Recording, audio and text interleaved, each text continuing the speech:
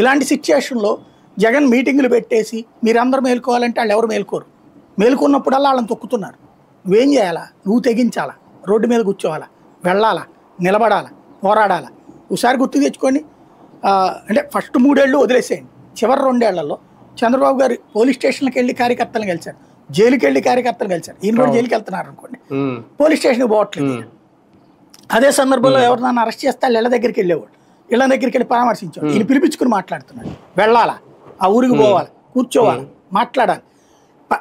ఇది ఒక చంద్రబాబు నాయుడు గారికి, పవన్ కళ్యాణ్ గారికి, లోకేష్ గారికి అదే జీవితం, రాజకీయం, నాకు పవరే ముఖ్యం అన్నటువంటి కసితో పనిచేసి కసిగా తిరిగారు. కాబట్టి ఆ తిరిగిన దానికి వాళ్ళకి అనుకూల మీడియా కూడా సపోర్ట్ చేసింది. కాబట్టి ఈ కసి అంతా చూసినటువంటి ప్రతి కార్యకర్త యాక్టివ్ అయ్యి చివరిలో పనిచేశాడు. కాబట్టి వాళ్ళు అధికారంలోకి వచ్చారు.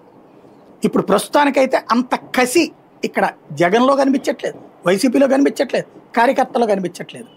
కేవలం వాళ్ళ మీద వ్యతిరేకత కనిపిస్తుంది. అది నిజం.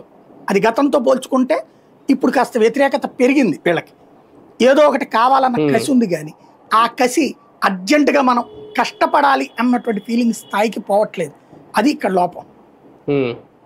సరే, ఒకటి పార్టీలో ఇన్యాక్టివిటీ ఉంది అనేది అర్థమవుతోంది మాటలను బట్టి. కానీ దానికి కారణం ఇప్పటివరకు మీరు చెప్పినప్పుడు ఈ భయమైనా, సమన్వయ లోపం కూడా 3 రకాల ప్రాబ్లమ్స్ ఉన్నాయి. నెంబర్ 1 ఏంటంటే 2019లో సీట్లు ఎవరెవరైతే గెలిచారో వాళ్ళని మొన్న 24లో సీట్లు అటు ఇటు మార్చేశారు చాలామంది.